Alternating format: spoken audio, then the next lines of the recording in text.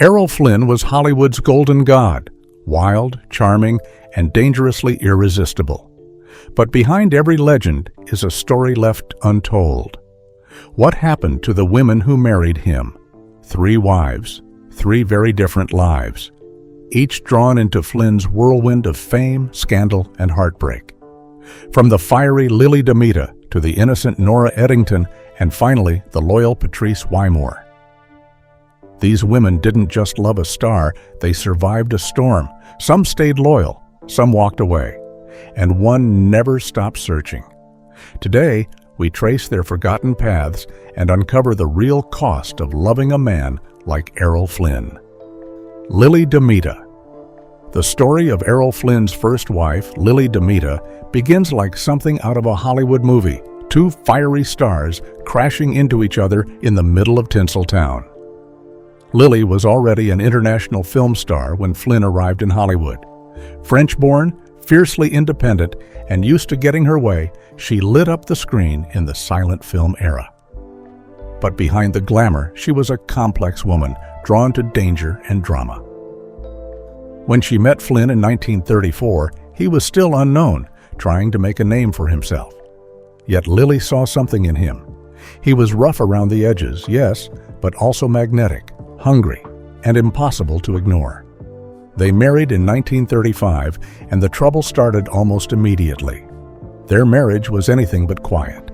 It was passionate and explosive, full of jealousy, suspicion, and fights that often turned public. Lili was 6 years older than Flynn, and she didn't trust him. Her instincts were right.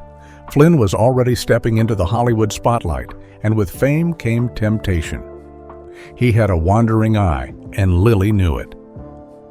He was a man who could never be tamed, she later told a friend.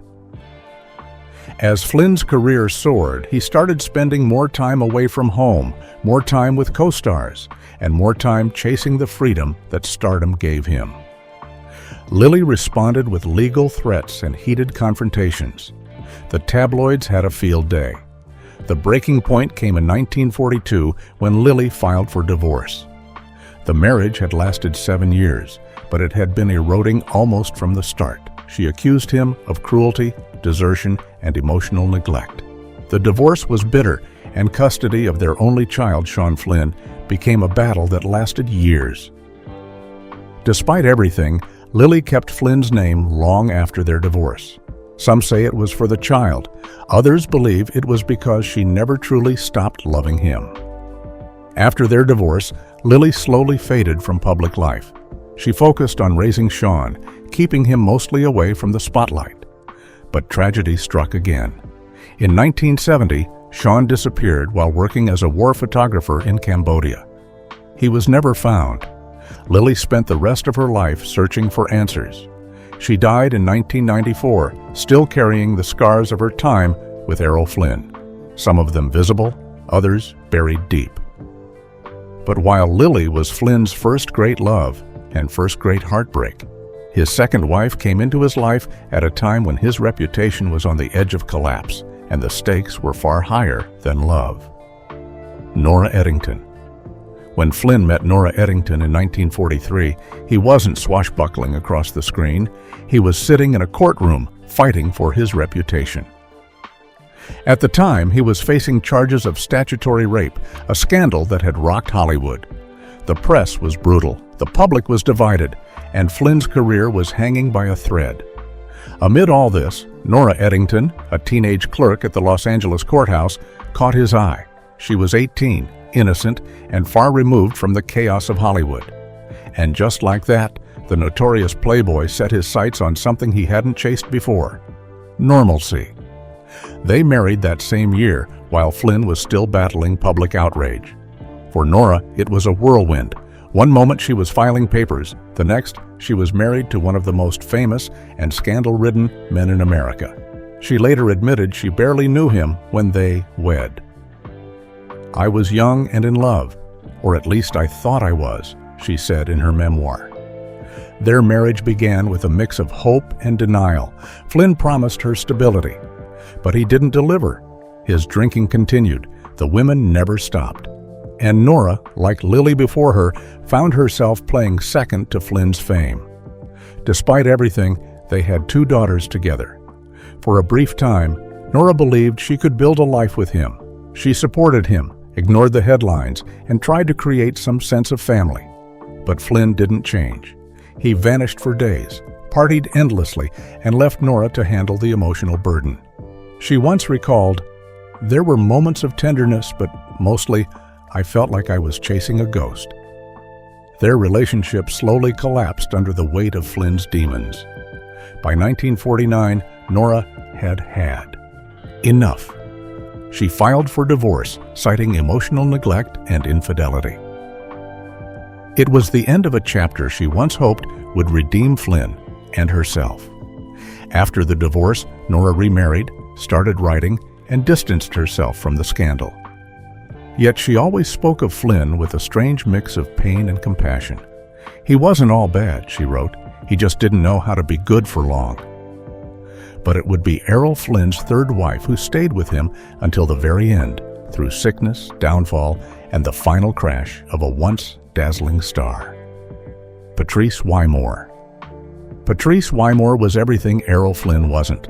Grounded, gracious, and steady. A young actress from Kansas, she had a quiet determination that made her stand out in Hollywood. In 1950, she was cast alongside Flynn in the Western Rocky Mountain. On screen, their chemistry was instant. Off screen, it was something deeper. At that time, Flynn was aging fast, worn down by years of excess. Yet Patrice saw through the rough edges.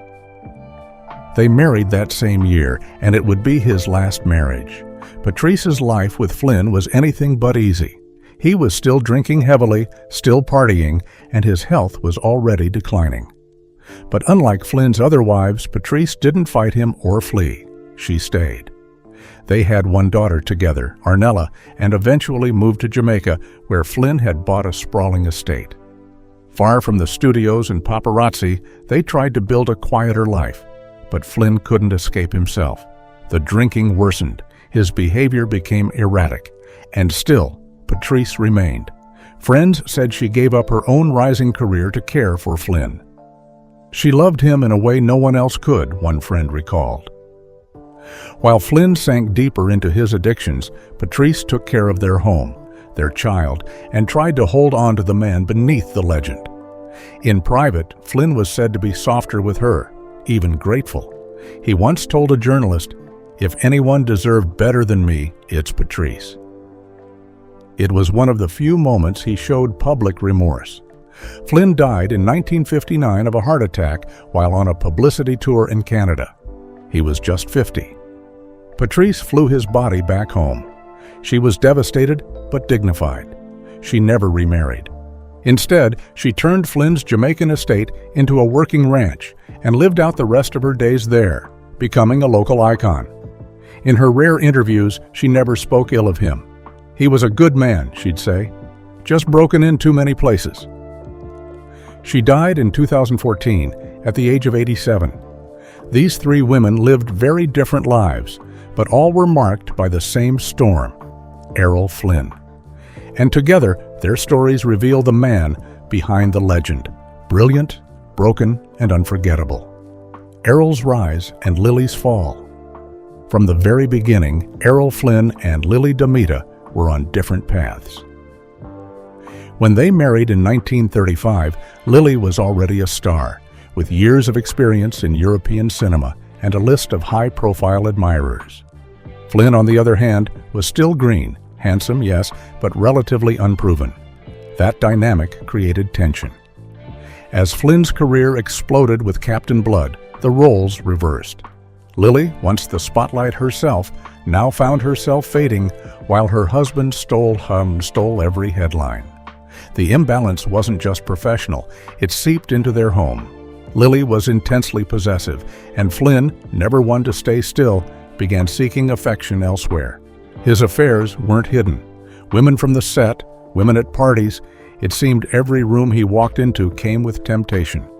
He was always searching, one biographer noted, not for love, but for escape. Lili couldn't keep up with the chaos. Their love, once fiery, turned into bitterness. The fights became legend, screaming matches that neighbors heard through thick Hollywood walls. But it was their son, Sean, who kept them tethered. For all their animosity, they tried to co-parent. Yet even that was marked by drama. Lili was fiercely protective. She took Sean to Europe, refused to let him spend long periods with Errol, and launched legal battles that dragged on for years. Flynn, meanwhile, called her the most difficult woman I've ever known, yet admitted he had once loved her deeply. Their divorce wasn't just an end, it was a scar. In the years after their split, Lili lived in relative quiet. She didn't remarry. Instead, she devoted her life to Sean. When he vanished in Cambodia in 1970, it broke what was left of her. She searched for him for years, hiring investigators and appealing to governments. "I've lost 2 men to the world," she once said, "Errol to fame and Sean to war." She died in 1994, her love story with Flynn long over, but never really healed. While Lili's life after Errol was marked by grief and distance, Nora Eddington, the second Mrs. Flynn, chose a different path, rebuilding and reclaiming her identity from the wreckage of fame. Nora Eddington. After Errol. After her whirlwind marriage to Errol Flynn ended in 1949, Nora Eddington found herself standing alone in the ruins of a Hollywood dream. She was just 24. The girl who had once filed court papers was now a divorcee, a single mother of 2 daughters, and forever linked to one of the most controversial stars of his time. For a while, she stayed quiet, protective of her children and cautious with her words. But in 1960, she broke her silence. Nora published a memoir titled Errol and Me.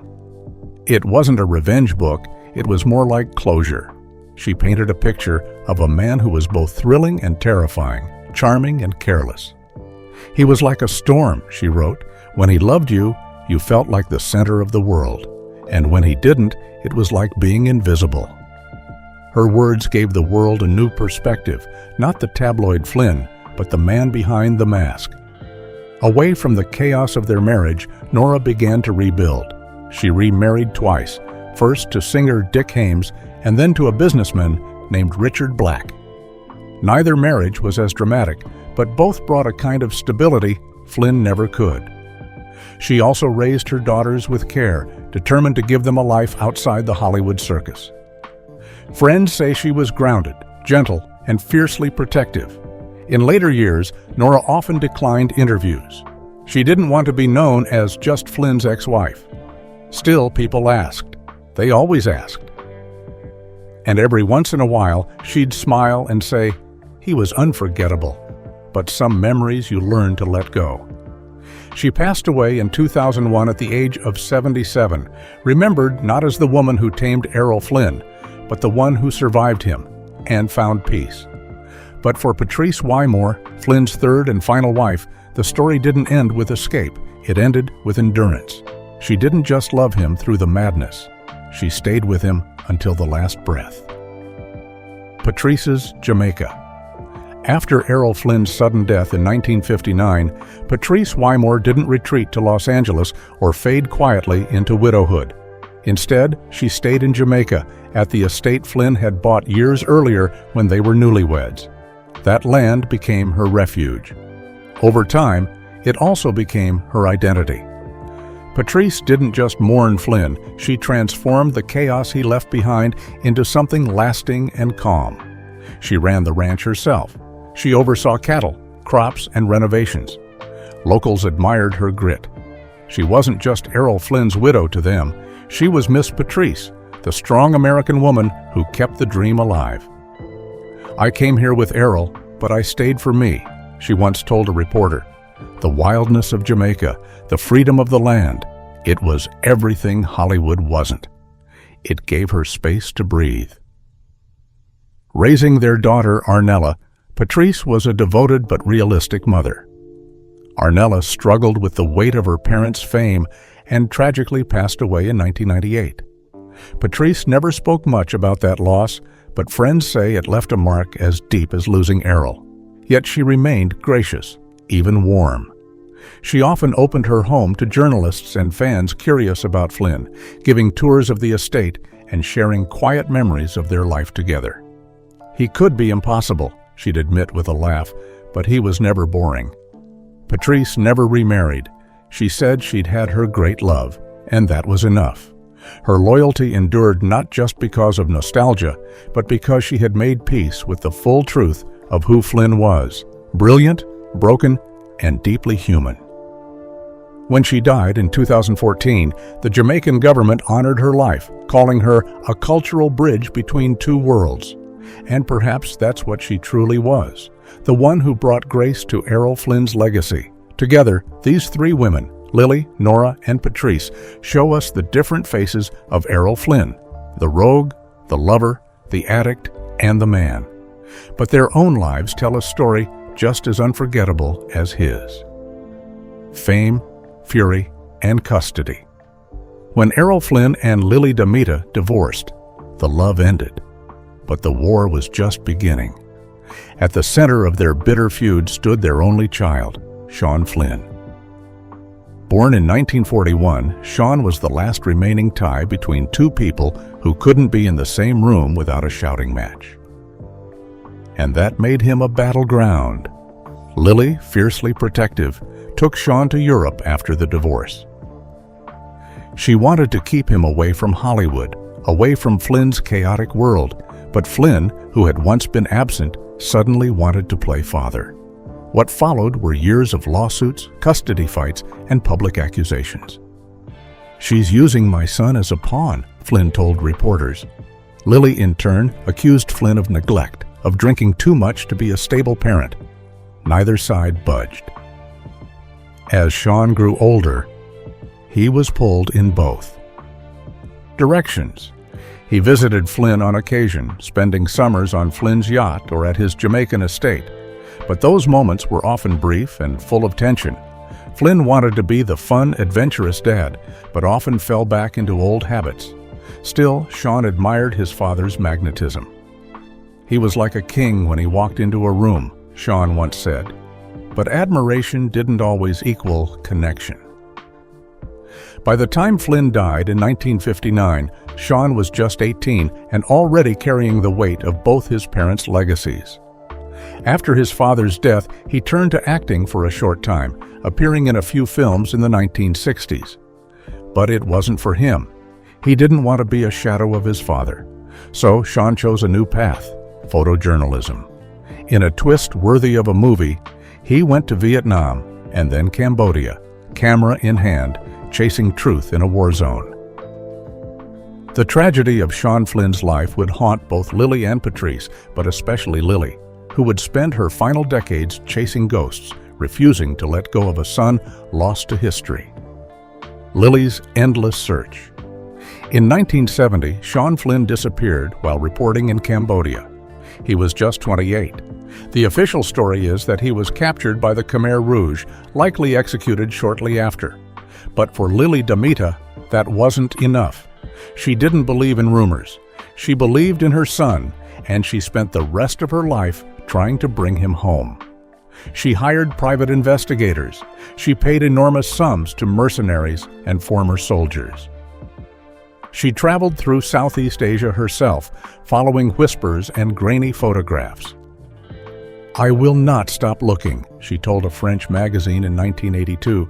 "He's out there somewhere. I know it." Her friends begged her to let go. The world had moved on, but she couldn't.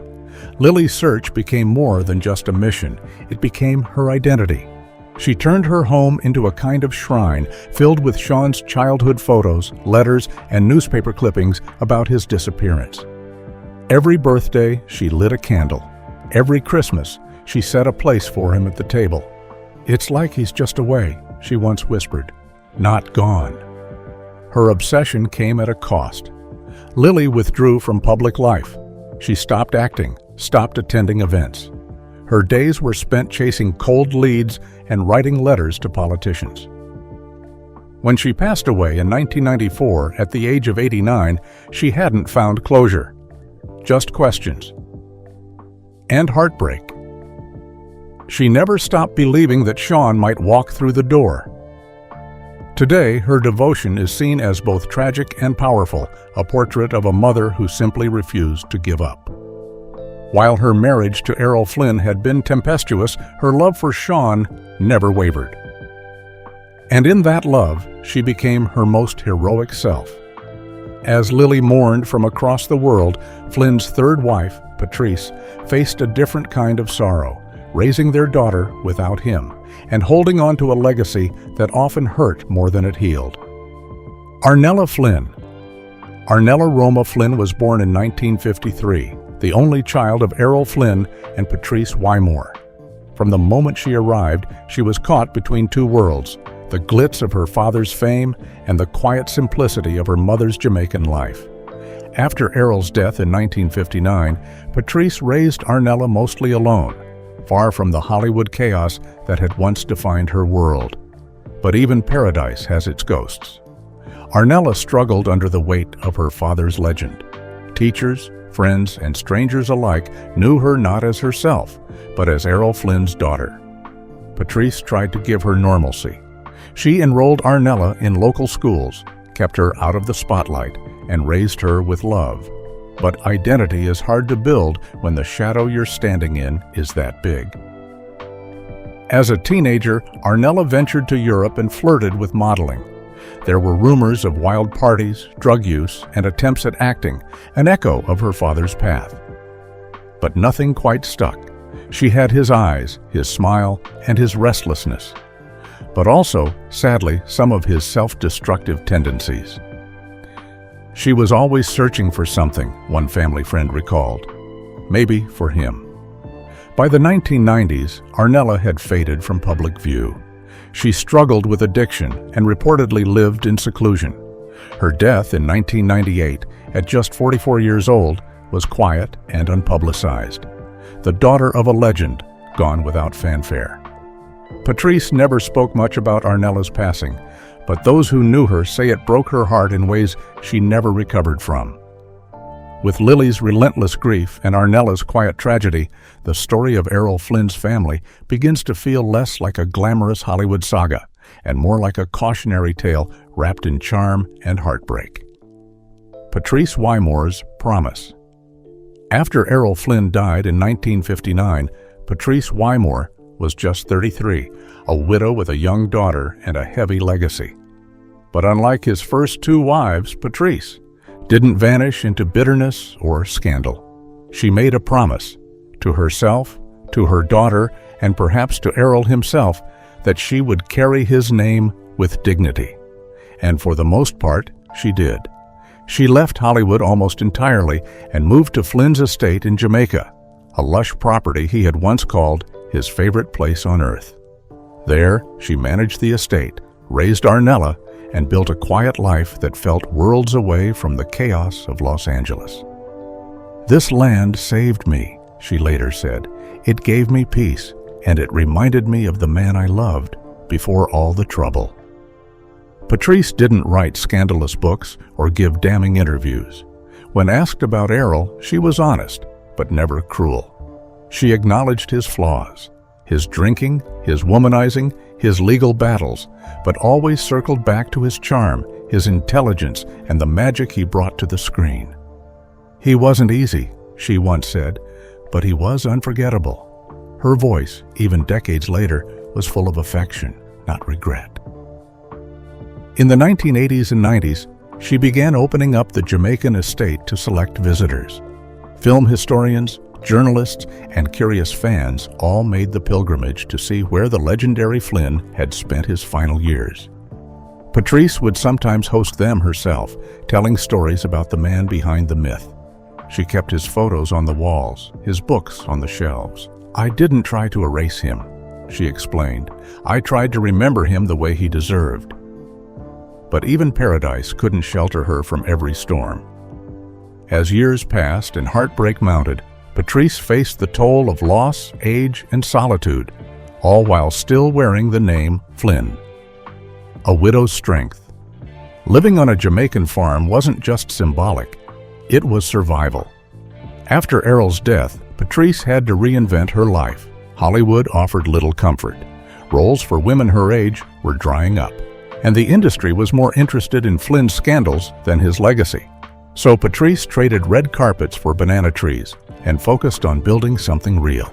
She kept animals, ran the land, and worked with local staff to maintain the estate.